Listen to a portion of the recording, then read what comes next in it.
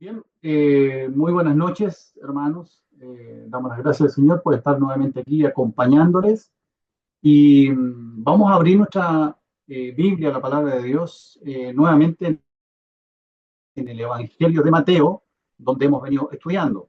Hemos venido avanzando a través del capítulo 8 me doy cuenta, muy alta expectativa de avanzar sobre el 9 también, pero no vamos a alcanzar a llegar al 9, pero sí vamos a avanzar sobre el 8. Y hemos venido avanzando a través del capítulo 8 de Mateo, entendiendo que pertenece a un bloque didáctico que Dios nos entrega en este Evangelio, que comprende todo el capítulo 8 y el capítulo 9. Es el bloque didáctico que Mateo, dirigido por el Señor, nos ha dejado.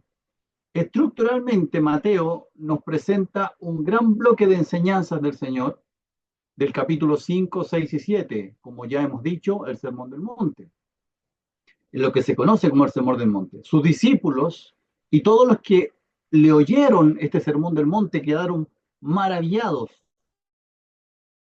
maravillados por la autoridad de sus palabras que salían por su boca. Les enseñaba con autoridad, como dice el último versículo del capítulo 7 de Mateo. Luego viene un segundo bloque entre capítulos 8 y 9, donde se nos presenta al Señor ya no enseñando, sino ahora haciendo. Y nos muestra 10 obras de extraordinario poder. Ya hemos visto algunas de ellas: sana a un leproso, sana al siervo del centurión; la tercera sana a la suegra de Pedro; luego calma la tempestad, libera a los endemoniados gadarenos, perdona los pecados al paralítico, sana a la mujer de flujo de sangre, resucita a la hija de Jairo, los dos ciegos reciben la vista y libera al mudo endemoniado. Y vemos que la gente, nuevamente, lo mismo que sucedió en el Sermón del Monte, lo mismo sucede ahora con sus obras. La gente maravillaba y decía: nunca se ha visto cosa semejante en Israel. Capítulo 9, verso 33. Se maravillaba ahora no solo con sus palabras, con sus enseñanzas, sino ahora con sus hechos portentosos y milagrosos. Los primeros sorprendidos en este bloque, sin embargo, no fue toda la gente. Los primeros sorprendidos en este bloque fueron sus discípulos. El capítulo 8, verso 27, dice: ¿qué hombre es este? Ahí en la barca de tormenta, ¿cierto? De calmar la tormenta. ¿Qué hombre es este que aún los vientos y el mar le obedecen? Estaban sorprendidos, espantados, llenos de temor también. Porque el Señor tiene, por eso son los primeros sorprendidos, son sus discípulos, porque el Señor tiene una especial dedicación a los suyos y se toma el espacio y el tiempo para instruirlos, para prepararlos, para acercarlos a Él. Por eso, ellos, los primeros sorprendidos en estos dos capítulos, los discípulos necesitaban maravillarse con su Señor, necesitaban verlo diferente, necesitaban exclamar: ¿qué hombre es este? Necesitaban aprender a confiar en Él, mirarlo mientras sanaba al leproso, mirar su mano extendiéndola mientras Él decía: quiero, sé limpio. Necesitaban aprender de la compasión, necesitaban mirarlo mientras sanaba al siervo centurión, aprender el poder sin límites que reposaba en Cristo, verlo sanando a la suegra de Pedro y entender que el cuidado del Señor alcanza también al hogar de sus siervos, verlo también durmiendo en medio de una mega tormenta, que es lo que estuvimos viendo hace 2 martes atrás, al Señor durmiendo en medio de una mega tormenta. Y con eso aprender que la fe los iba a desafiar muchas veces sentido, dormir cuando todo parece venirse encima. Y en la medida que Mateo avanza con estos tres hechos extraordinarios, si se fijan bien, la participación de los discípulos a lo largo, en la medida que avanzamos por el capítulo 8 y más sobre el capítulo 9, pero en la medida que avanzamos sobre estos 10 hechos extraordinarios, si se fijan bien, la participación de los discípulos es cada vez más de espectador. En algunos casos ni siquiera son mencionados en el relato. Y debemos recordar que están ahí, no porque fueron mencionados, sino porque dice el relato, que están ahí, mirando, contemplando al Señor, viendo cómo el Señor se desenvuelve en esta obra tan extraordinaria. Es como si el Señor les invitara a ellos, a través de estos milagros, los invitara a ellos y a través de ellos nos invitara a nosotros solamente a mirarlo a Él, a contemplar lo que Él hace y aprender de Él. Nos resuenan las palabras que Él dijo: llevad mi yugo sobre vosotros y aprended de mí, y hallaréis descanso para vuestras almas. Mateo 11:29. Porque si hay algo que resume el discipulado, hermanos, es eso, aprender de Él. ¿Eres tú un discípulo del Señor? ¿Eres un seguidor de Cristo? Bueno, continuamos. Habíamos dicho que esta desaparición progresiva que tienen los discípulos en el relato de Mateo a través de estos 10 milagros, es como si el Señor nos invitara a sentarnos en el aula del discipulado, a sentarnos a mirar cómo Él es el que enseña, cómo Él es el que nos quiere mostrar cosas acerca de Él. Y nos recuerda ese versículo: llevad mi yugo sobre vosotros y aprended de mí y hallaréis descanso para vuestras almas. Y dijimos que si había algo que resumía el discipulado o que lo describe, que el discípulo es aquel que aprende de Cristo. Es así como entramos en esta nueva escena de aprendizaje de un discípulo, en el aula donde el maestro es Cristo y la materia de aprender es la fe. Leamos entonces la última sección del capítulo 8, versículo 28. 8:28 hasta el versículo 32. Dice así: cuando llegó a la otra orilla, a la tierra de los Gadarenos, vinieron a su encuentro dos endemoniados que salían de los sepulcros, feroces en gran manera, tanto que nadie podía pasar por aquel camino. Y clamaron diciendo: ¿qué tienes con nosotros, Jesús, Hijo de Dios? ¿Has venido acá para atormentarnos antes de tiempo? Estaba paciendo lejos de ellos un hato de muchos cerdos, y los demonios le rogaron diciendo: si nos echa fuera, permítenos ir a aquel hato de cerdos. Él les dijo: id. Y ellos salieron y se fueron a aquel hato de cerdos. Y aquí todo el hato de cerdos se precipitó en el mar por un despeñadero y perecieron en las aguas. Y los que apacentaban huyeron y vinieron a la ciudad y contaron todas las cosas y lo que había pasado con los endemoniados. Y toda la ciudad salió al encuentro de Jesús. Y cuando le vieron, le rogaron que se fuera de sus contornos. Hasta aquí nomás. Que Dios bendiga su palabra en nuestra conciencia, en nuestra mente y corazón. Como pudieron ver, los discípulos en este pasaje no son ni nombrados. No están los discípulos. Pero sabemos que están. ¿Por qué? Porque ellos venían con el Señor Jesús en la barca. Descendieron de la barca junto con el Señor Jesús. Con él viajaron. Pero esto Mateo lo relata explícitamente, o a propósito lo relata así, porque él quiere poner en el centro protagónico de todo lo que va a acontecer, de todo lo que va a relatar, quiere poner en el centro al Señor Jesús. Quiere que miremos adelante en el aula y veamos a nuestro maestro, a nuestro enseñador. Ninguno de sus discípulos se imaginaría lo que ocurriría en esta tierra de Gadara. Viajaron de noche, y qué noche de tormenta, ¿no? Vendrían arribando a tierra firme, con el corazón perplejo, con el alma llena de preguntas probablemente, con una nueva admiración especial por su Señor, y con el inicio de la sospecha de que su maestro no era un maestro más, no era cualquier maestro. Sus palabras de autoridad tenían el aura divina, ya lo habían escuchado. Y ahora sus hechos: sanó un leproso con tal facilidad que los dejó mirando al cielo a ellos. Sanó un siervo gentil a distancia. Sanó a muchos en la casa de Pedro. Pero hasta ahí todo fueron sanidades. Todo fue sanidad de algún problema de salud. Pero el mar lo cambió todo. En el mar, ¿qué podemos decir lo que sucedió en el mar? El viento y el mar le obedecen. Ya no son solamente las enfermedades. Ahora mostró una autoridad nunca antes vista. Autoridad sobre las fuerzas de la naturaleza.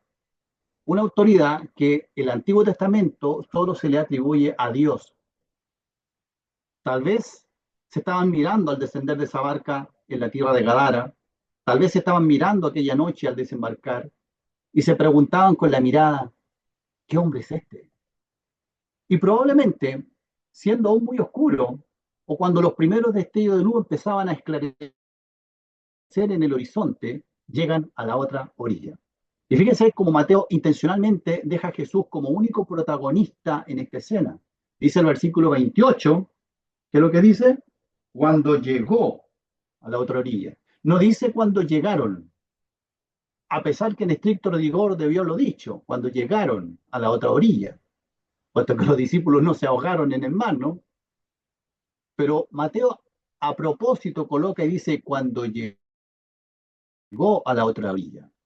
Eh, y es que sentó a sus discípulos, el relato, sentó a sus discípulos en la silla del aula para que observ observaran a Jesús. Y es que Mateo quiere que tú te pongas y pongas tus ojos en Cristo y nadie más que en Él en este relato. Y que desde esa posición tú aprendas, que no te fijes tanto en el endemoniado, que no te fijes tanto en los cerdos, que no te fijes tanto en el pueblo de Gadara, que si son dos endemoniados es uno. No, que tu ojo, tu corazón, tu mirada esté centrada en lo que Cristo hace. Y vienen a su encuentro dos endemoniados. Y antes de entrar en materia, algunas cosas que destacar de estos endemoniados o demonios. Primera cosa, el propósito de los demonios siempre es destruir. Lo hacían con el endemoniado, lo hicieron después con los cerdos, lo hacía con el endemoniado de la sinagoga, el endemoniado que era ciego y mudo, la hija de la mujer sirofenicia también, el muchacho lunático con grandes convulsiones, la mujer que estaba encorvada con su cuerpo a causa de un demonio. Siempre el demonio o los demonios tienen un propósito de destrucción de la obra de Dios. Y no podemos ignorar los creyentes eh, cosas que son súper relevantes en relación a esto. Dice la Biblia, vuestro adversario, el diablo, anda como león rugiente buscando a quien devorar. Resistid al diablo y huirá de vosotros, también nos dice. También nos dice 2 Corintios capítulo 2, verso 11, que Satanás no gane ventaja alguna sobre nosotros, y dice así, puesto que no ignoramos sus maquinaciones, sus ideas, sus tramas, lo que está planeando. ¿Y qué decimos de Efesios capítulo 6, que nos dice, vestíos de toda la armadura de Dios, para que podáis estar firmes contra qué? Las acechanzas del diablo. Porque no tenemos lucha contra sangre y carne, sino contra potestades, contra los gobernadores de las tinieblas de este siglo, contra principados, contra huestes espirituales en las regiones celestes. Es decir, el creyente está también frente a una lucha espiritual. Lo segundo a destacar de los demonios es que los demonios no pidieron permiso para entrar en otros hombres, sino que directamente pidieron permiso para entrar en cerdos. Parece indicar que era la única posibilidad que tenían de pedirle algo al Señor. Ni de juego podrían haberle pedido irse a otros hombres o a otros seres humanos. Todo el pasaje da a entender que los demonios tenían claro que ya no podían permanecer más habitando personas, no solamente este endemoniado o estos endemoniados. Los demonios, miren, otra cosa a destacar, que los demonios no se extrañan de que Jesús sea el Hijo de Dios, sino que lo que se extrañan realmente es que Él haya venido aquí, a la tierra de Gadara, y que haya venido en este tiempo. Ellos le dicen así, ¿has venido acá? Eso les extrañaba. ¿Has venido acá? Dice el versículo 29, dice, ¿has venido acá para atormentarnos? Eso les extrañaba, que hubiera venido a esta tierra de gentiles. Y dice, lo segundo que les extrañaba es que ha venido acá antes de tiempo. No era el tiempo según los demonios. Lo adicional a destacar de estos demonios es que los demonios piden a Jesús, fíjense bien, piden a Jesús no ser atormentados antes de tiempo. Pero ellos mismos no hacían otra cosa que atormentar a estos hombres. Es decir, una hipocresía gigantesca. La raíz del mal es la hipocresía. Ellos pedían no ser atormentados y ellos lo único que gastaban su tiempo era atormentar a este hombre. Hay más cosas que observar y revisar en este breve pasaje de Mateo, como por ejemplo, ¿por qué pidieron ir a cerdos? O incluso, ¿por qué Jesús se lo permitió? O mirar más de cerca qué sucedió con los cerdos por ese despeñadero. Más cuestiones como esta, pero para seguir la intención de Mateo, no nos vamos a meter ahí. En este relato vamos a continuar siguiendo el propósito de Mateo, que es mostrarnos la autoridad de Jesús. Mateo, fiel a su propósito, no desgasta muchas palabras en describir a la escena. Va directo a los hechos, que mostrarán el punto que él quiere destacar, la autoridad de Cristo. ¿Y cómo lo hace? Muy breve. Cristo llega, no se detiene a nombrar discípulos, 2 endemoniados vienen a su encuentro, y esto no tiene el sentido de venir a hacer frente a Jesús como una pelea, más bien es el sentido de venir a presentarse frente a su autoridad, que es Cristo. Luego dice que eran hombres violentos, feroces en gran manera, más literalmente extremadamente peligrosos, a tal punto que nadie se atrevía a pasar por ahí. Y mire, Mateo en su relato, no sé si con todos los versículos, pero Mateo en su relato se toma 7 versículos, 7 versículos, en los que Lucas se toma el doble, 14, y Marcos casi el triple, 20 versículos, para hablar de un mismo evento. Es decir, Mateo básicamente no desgasta tiempo ni tinta en describir el lugar, es decir, Gadara, ni al endemoniado, como lo describe Lucas y Marcos, y pasa directamente a ordenar a los demonios a salir. Es decir, seguimos viendo el direccionamiento pedagógico de Mateo de mostrarnos la autoridad de Cristo. Tan resumidamente que en todos los 7 versículos de todo el relato hay una sola palabra en donde Jesús dijo algo. Si usted tiene la Biblia, esas Biblias que tienen las palabras de Jesús destacadas en rojo, verá que hay una sola palabra en estos 7 versículos en donde Jesús dijo algo. ¿Y cuál es la palabra que Jesús dijo? Más encima, una palabra corta, breve. Versículo 32. Él les dijo, id. Eso es toda la intervención del Señor Jesús en este pasaje. Id. Es decir, Mateo pasa directamente a la orden. Y es básicamente de lo único que deja registro, la orden del Señor Jesús. Vayan. Y en ese mismo versículo está la obediencia inmediata de los demonios, porque dice, y ellos salieron. Dice el versículo 32, id, y ellos salieron.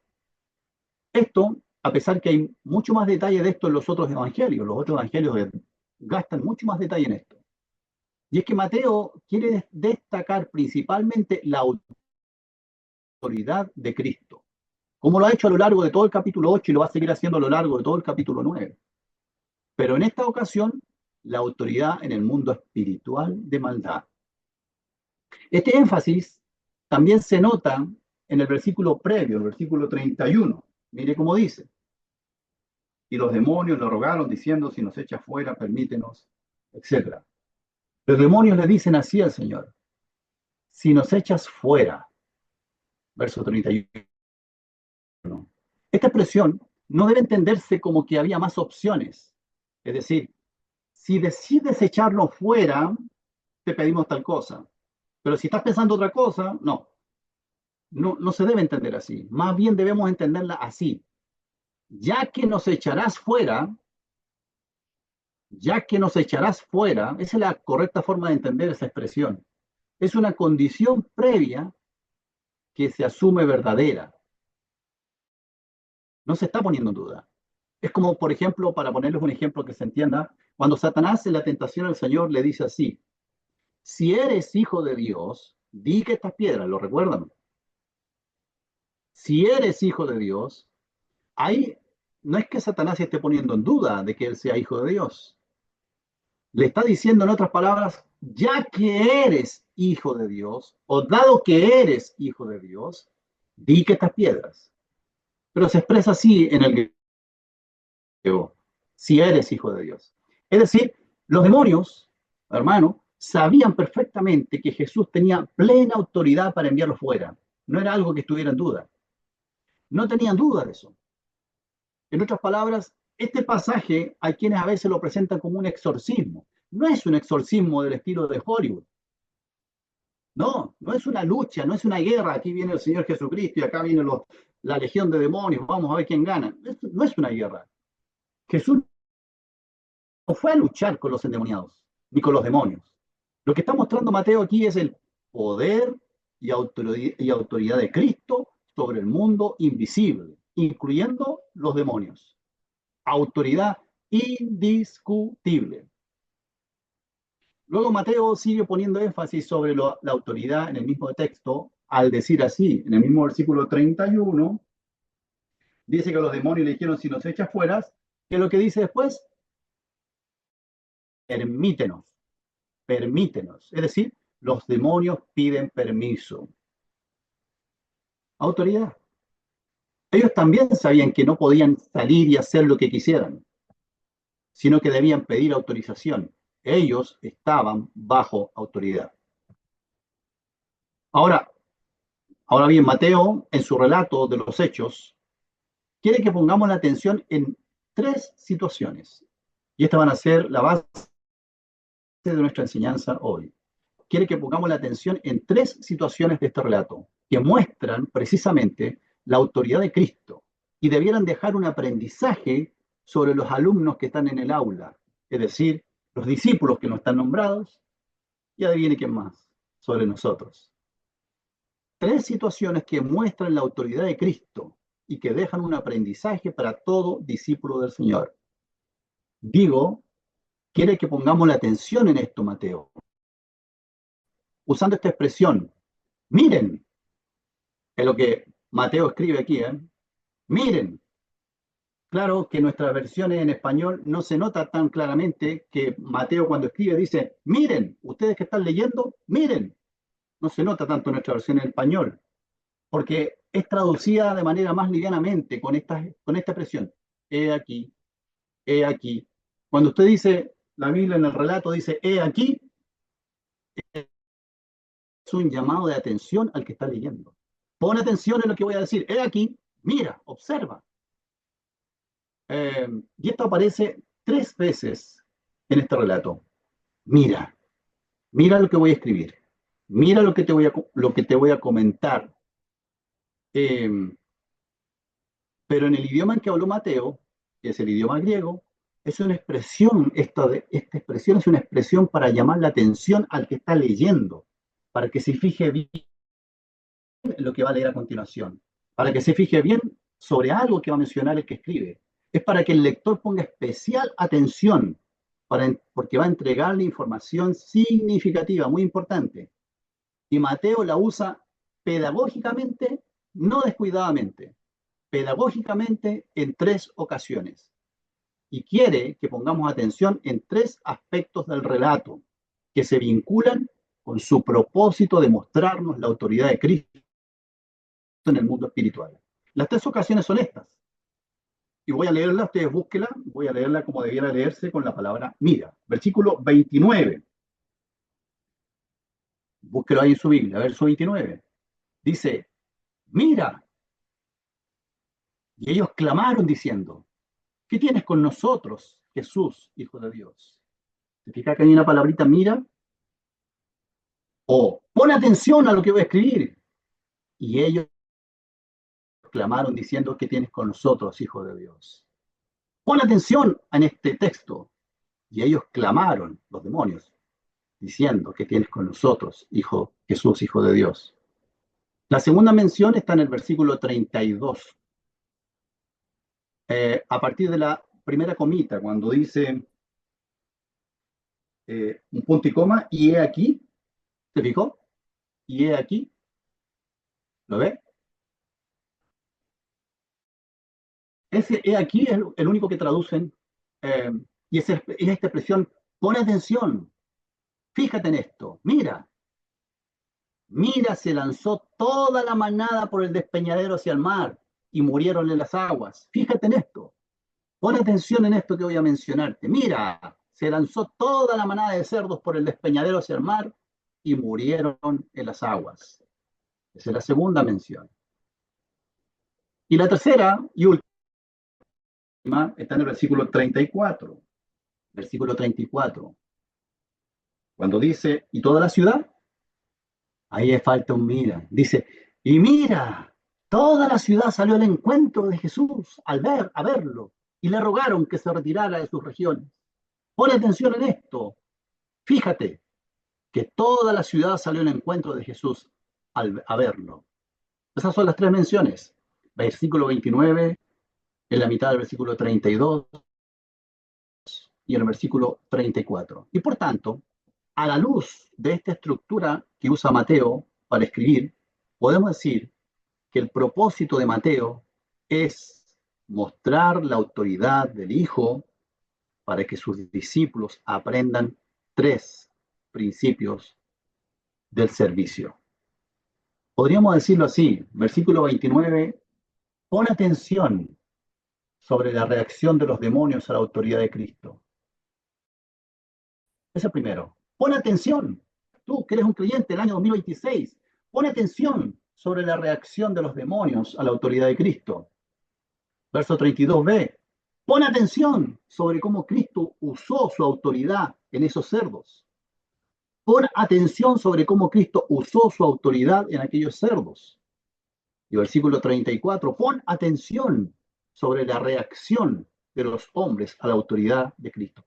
Todo está relacionado con la autoridad de Cristo y el llamado para sus discípulos a que pongas atención. El versículo 29, por tanto, es la primera atención. Y yo puedo resumir con esta frase. Pon atención porque es sujetarnos a la autoridad de Cristo implica rogarle que nos use en su obra. Fíjese en esto, los demonios reaccionaron rápidamente ante la presencia de Jesús, en este verso 29, porque ellos reconocieron que estaban frente al Hijo de Dios. Y Mateo dice, fíjense lo que hicieron los demonios, ¿eh? Vinieron donde Jesús y le dijeron, ¿qué tienes con nosotros, Jesús, Hijo de Dios? Ellos reaccionaron rápidamente y estamos llamados a fijarnos en esto. Que aquel que ellos se dieron cuenta que aquel que tenía plena autoridad para mandarles, Jesús, que él tenía plena autoridad para juzgarles y que tenía plena autoridad incluso, si así lo estimaba, anticipar el juicio. Ha venido para juzgarnos antes de tiempo. No le dijeron no puedes, le dijeron has venido para hacerlo. El Señor no respondió a ninguna de sus interrogantes. Ellos dijeron eso y el Señor les dijo, ¿tienes razón o no tienes razón? No le dijo nada. Pero sí les atendió a una cosa. Los demonios le rogaron algo y él puso oído al ruego de los demonios.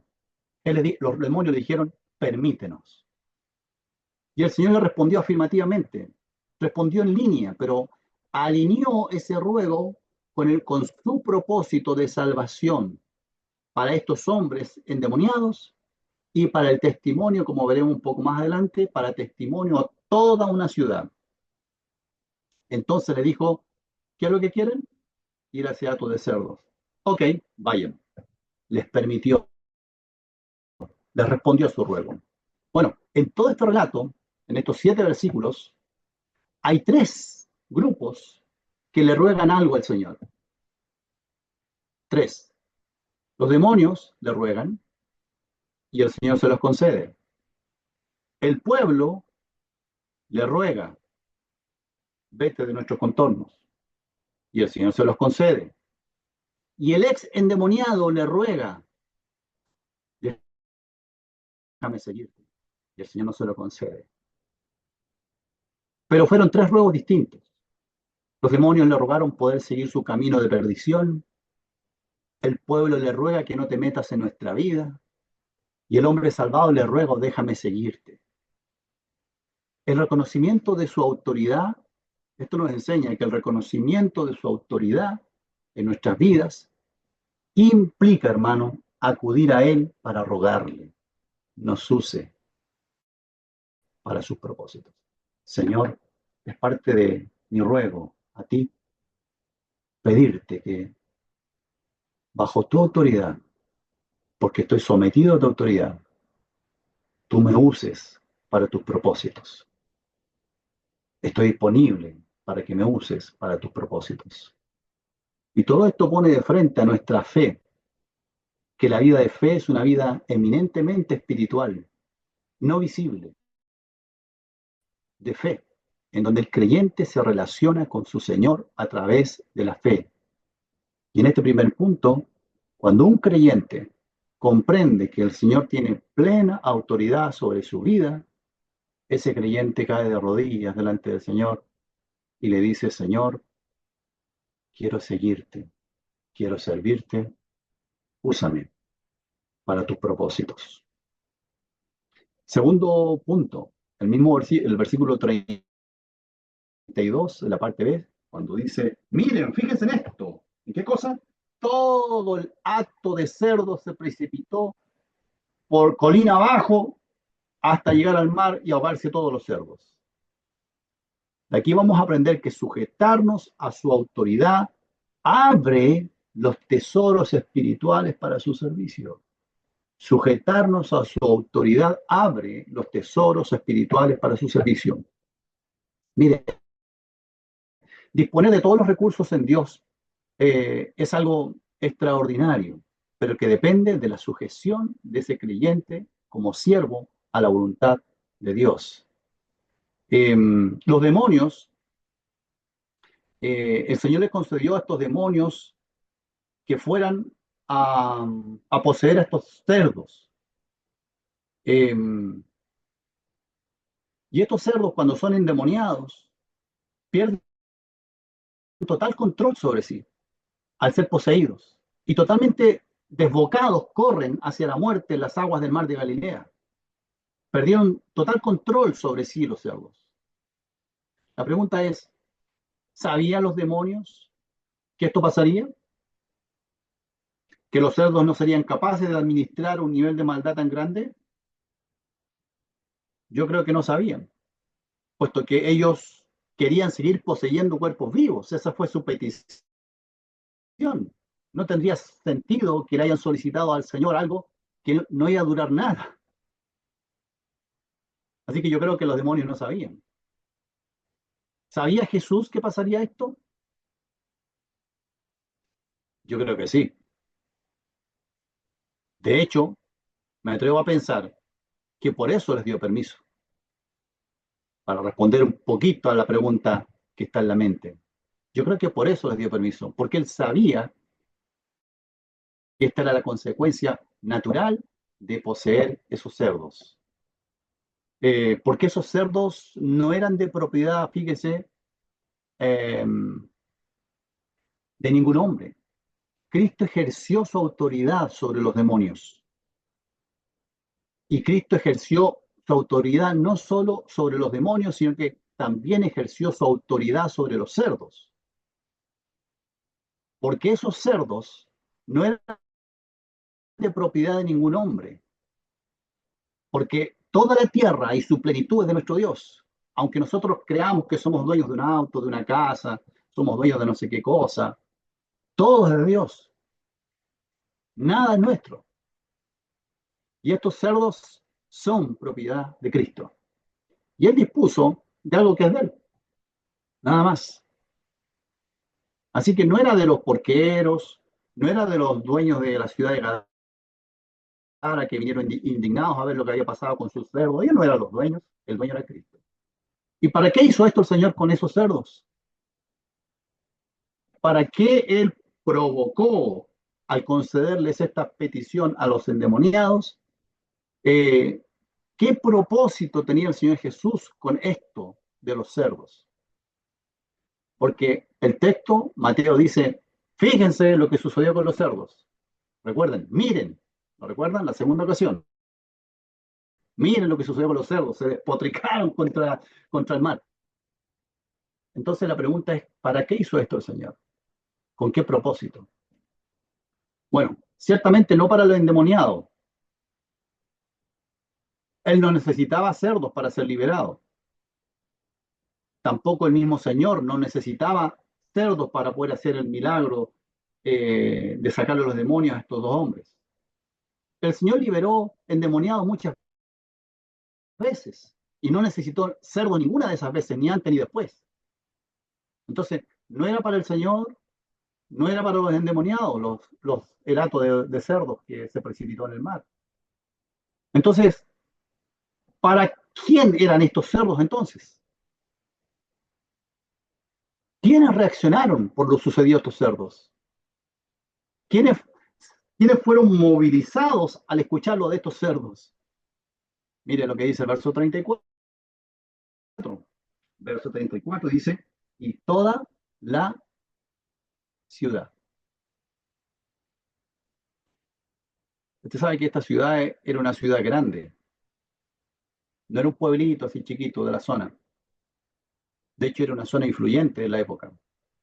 Se estima que eran ciudades que tenían más de 20.000 personas. Pero para toda la ciudad, como dice el verso 34, para ellos fueron estos cerdos. Para ellos el Señor diseñó este propósito de que esos cerdos se cayeran por ese acantilado. Para que todos ellos, todos los de la ciudad, tuvieran el testimonio de Cristo entre ellos. Si Cristo no hubiera hecho esto, de los cerdos, el endemoniado habría sido libertado sin ruido. El Señor no necesitaba cerdos para liberar ese demonio. Se habría liberado sin ruido. Nadie habría sabido, nadie habría salido a ver lo que sucedió.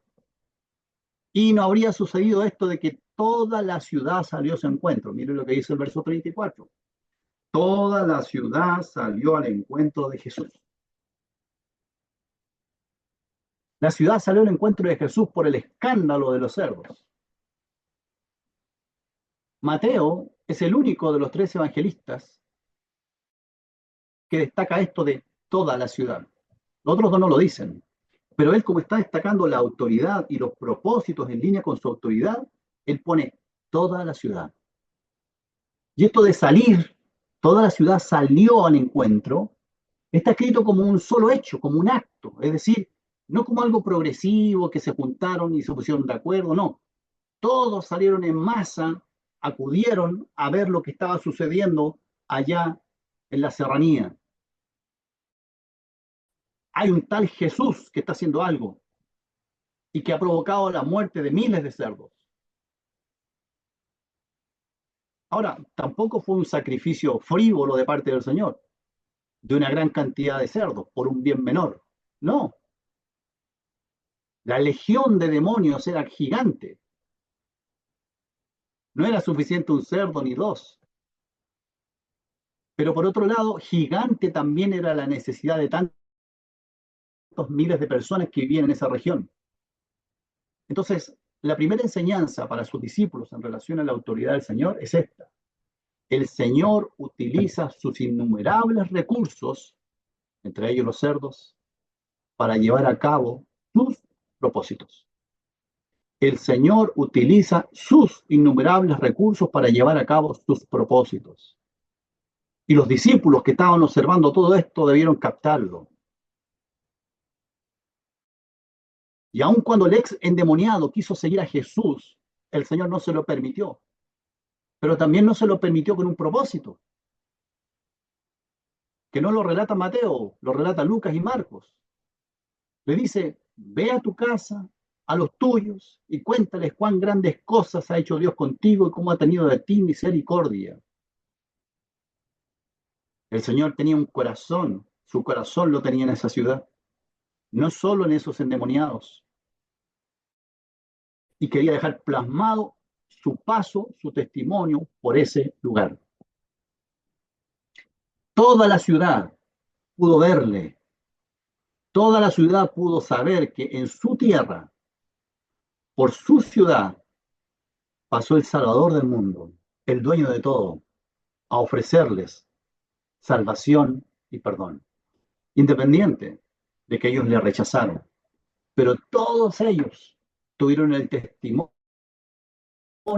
de la presencia de Cristo en su tierra. ¿Y qué es lo que aprendieron los discípulos? ¿Qué es lo que estamos llamados nosotros a aprender? Que el Señor utiliza sus innumerables recursos para llevar a cabo su propósito. Y tu hermano, debes comprender eso también. En el camino del discípulo, debes saber que Dios tiene a su haber todas las riquezas de su poder para llevar adelante su obra. Él no es escaso de recursos. Él es millonario, riquísimo en recursos para llevar a cabo su obra. Y fíjese que más adelante, en el capítulo 10, el Señor los llama, ya a sus discípulos que habían tenido todos estos 2 capítulos de lecciones, los llama, los inviste de poder y de autoridad y los envía a predicar. Pero cuando los inviste de autoridad, lo primero que menciona es, les dio autoridad sobre los espíritus inmundos. Tienen que haber recordado los discípulos ahí, cuando les dio autoridad sobre los espíritus inmundos. Ahora entiendo. ¿Se acuerdan cuando él echó fuera a los demonios ahí en Gadara? Nos estaba enseñando cómo obra la fe. Vamos sujetos a la autoridad de Cristo, que tenemos todos sus recursos disponibles. Tercero y último, verso 34, que dice, y miren, toda la ciudad salió a su encuentro, toda la ciudad salió a su encuentro, al encuentro de Jesús. Aquí tenemos una tercera enseñanza, que sujetarnos a su autoridad nos permite hacer frente a un mundo que rechaza. Sujetarnos a su autoridad nos permite hacer frente a un mundo que rechaza. Vino toda la ciudad al encuentro de Jesús. Y Mateo enfatiza que salieron a ver a Jesús. Marcos y Lucas dicen que salieron a ver al endemoniado, que salieron a ver lo que había pasado con los cerdos, y a Jesús también. Pero Mateo, lo único que en su afán de concentrar toda nuestra mirada en Cristo, dice que salieron a ver a Jesús, a poner sus ojos en él. Cuando oyeron lo de los cerdos y lo que había pasado con los endemoniados, vienen donde Jesús y dice que cuando le vieron, así dice el texto, miren, léalo ahí usted, verso 34, y toda la ciudad salió al encuentro de Jesús. Y vieron, cuando le vieron, cuando le vieron. Aquí Mateo no ocupa el verbo clásico para decir que alguien ve, así como una simple vista, yo estoy viendo el computador, yo estoy viendo la Biblia. No ocupa esa palabrita simple para decir que uno ve con los ojos y está viendo, nada más. No, es una palabra un poco más especial. Él dice que usa una palabra para decir que cuando vieron, no solo vieron, sino que observaron, se dieron cuenta, percibieron lo que Jesús había hecho. Es decir, llegó, imagínense, todo el pueblo, que eran probablemente miles de personas que llegaron allí a donde estaba el Señor Jesús. Probablemente en el horizonte veían los cuerpos de los cerdos flotando en el agua, pero miraron al Señor Jesús y se dieron cuenta, percibieron que ese hombre Jesús había hecho todo esto. Miraron tal vez a los endemoniados libres de demonios. Es decir, que vieron con los ojos, pero comprendieron con la mente. Y así le rogaron. Qué triste lo que le rogaron. Al haber comprendido que tenían frente a él a semejante autoridad, le dicen, vete de nuestro contorno. Y es interesante como le dice, porque no le dice, vete de esta región, le dicen, vete de nuestro contorno. En otras palabras, vete de donde vivimos, vete de nuestra región, vete de nuestro pueblo, vete de donde tenemos nuestras casas, de donde están nuestras familias, vete, no te queremos cerca. Un mundo que reacciona así, que rechaza. ¿Por qué reaccionan así? Yo veo el texto para preguntar, para encontrar esa respuesta a esa pregunta, ¿por qué reaccionaron así? Y yo veo dos razones. Una, por la pérdida material, el daño económico sufrido, la pérdida de los cerdos, es algo que les dolió. Y dos, estaban llenos de temor. Lucas es más explícito al decir esto, que estaban llenos de temor. El evangelista Lucas, Mateo no lo menciona tanto, pero Lucas es más explícito. Y él hace un símil entre los poseídos de demonios y el pueblo poseído de un gran temor. Hace un símil así Lucas. Así como los demonios estaban poseídos perdón, los endemoniados estaban poseídos de demonios, el pueblo de la misma manera equivalente estaban poseídos, pero no de demonios, sino de un gran temor.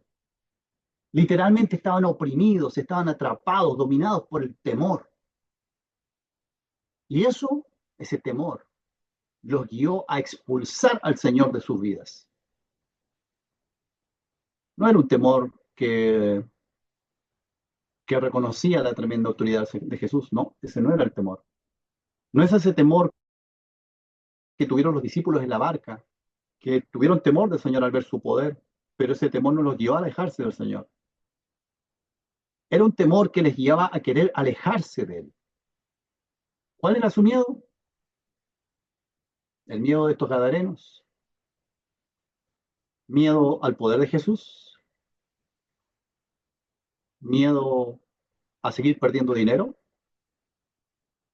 miedo a que Jesús generara más cambios que el que ya había hecho, miedo tal vez al carácter santo que Cristo proyectaba. No lo podemos saber. Lo importante, hermano, es saber qué miedo te mantiene lejos de Cristo a ti. ¿Qué miedo te mantiene lejos de tu vida de fe? ¿Qué miedo te mantiene lejos de vivir tu relación con Dios, con la pasión y la búsqueda con que Dios la diseñó?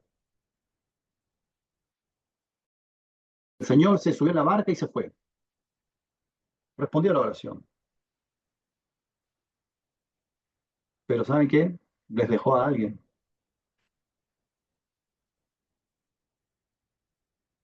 al ex endemoniado.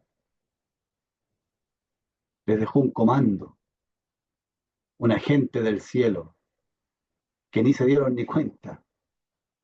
Él le dijo, Señor, déjame seguirte. Y él le dijo, no, yo me voy de aquí, pero tú quédate aquí. Dale testimonio a este pueblo que a mí me ha rechazado. Cuenta cuán grandes cosas ha hecho el Señor contigo y cuenta cómo ha tenido de ti misericordia. Imagínese el trabajo de este hombre. Imagínese el encargo que le hizo el Señor.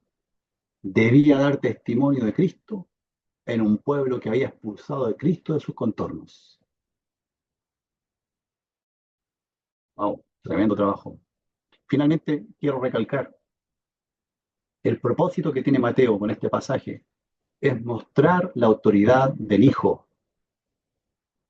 Y a través de eso, y a través de este orden de relato que él hace, que aprendan tres principios del siervo, de un siervo que se sujeta a la autoridad de Cristo. ¿Cuáles son nuestros principios?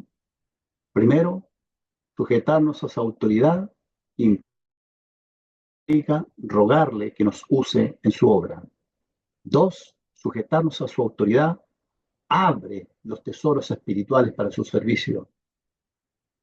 Y tercero, sujetarnos a su autoridad nos permite hacer frente a un mundo que rechaza. Que Dios bendiga su palabra y muchas gracias por esta hermosa invitación.